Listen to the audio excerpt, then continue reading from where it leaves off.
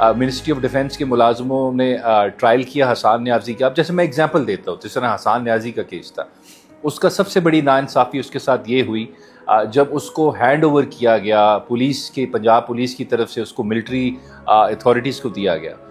हसान न्याजी को एक कानून ये कहता है, मुल्क की CRPC, क्रिमिनल जूरिस्प्रूडेंस और सुप्रीम कोर्ट की जजमेंट्स ये कहती हैं जब भी हैंड ओवर होंगे थ्रू स्पीकिंग जुडिशल ऑर्डर होंगे। लेकिन हसान न्याजी को दिया गया मिलिट्री अथॉरिटीज़ को बगैर किसी जुडिशल ऑर्डर के, जिसको हम जुडिशल ऑर्डर कह सकते हैं।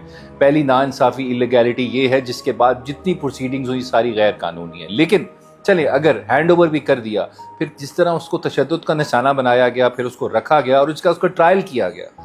अभी तो हम बात कर रहे थे कि ट्रायल नहीं कर सकते, चले अगर आपने ट्रायल कर लिया, फिर उसमें जो प्रोसीजर अडॉप्ट किया गया उस पर बड़े सवालात उठते हैं। और ये सब 104 के 104 लोगों के साथ हुआ। ट्रायल क्या था, अभी तक मैंने चार्जशीट नहीं पढ़ी उसकी, चार्ज क्या था उसके ऊपर। उसके अलावा उस केस में जो उसको फैसला मिला, जो उसको सज़ा मिली, कन्विक्शन मिली और सेंटेंसिंग हुई उसकी, वो फैसला किधर है हमने अभी तक नहीं पढ़ा। साल से ऊपर हो गया है उसको सज़ा हुए, लेकिन हमने फ़ैसला नहीं पढ़ा कि उस फैसले में क्या है। और फिर हमसे एक्सपेक्ट करते हैं हम उसकी अपील फाइल करें, उसको चैलेंज करें।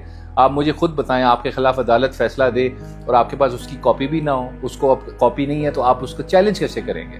फिर हमने लाहौर हाई कोर्ट में चैलेंज ये किया कि एक तो उसकी अपील्स वगैरह वैसे हायरार्की में जा रही हैं कानून के मुताबिक, लेकिन हमने लाहौर हाई कोर्ट में चैलेंज किया कि इसकी जो हवालगी थी वो गैर कानूनी थी और उसके ऊपर जो पूरा सुपर स्ट्रक्चर बना है, जो एक फ़ैसला हुआ, जजमेंट आई, वो सब कुछ गलत है एज अ कॉन्सिक्वेंस, और इसको पूरे प्रोसेस को इनवैलिड डिक्लेयर करें। लेकिन अफसोस के काम है, सितंबर 2025 को पिटिशन फाइल की हमने, अभी तक उसमें प्रॉपर हियरिंग नहीं हुई। जो आइन कहता है article 10A fair opportunity of hearing आपको मिलनी है, वो नहीं हुई।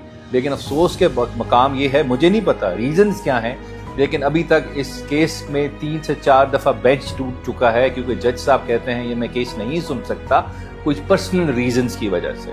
मुझे नहीं पता उनके पर्सनल रीजंस क्या हैं, लेकिन एक जो रीजनेबल मैन को जो एक इंटरप्रिटेशन इस पूरे इशू पे आती है वो यही आती है कि शायद इस केस को सुनते हुए लोगों के पर जलते हैं, क्योंकि आइन कानून के मुताबिक अगर फैसला तो करना पड़ा तो इसको तो इलीगल डिक्लेयर करना पड़ेगा। लेकिन क्या वो करेज है हमारी जुडिशरी के अंदर कि इस तरह का फैसला दें? ये एक बहुत बड़ा सवालिया निशान है।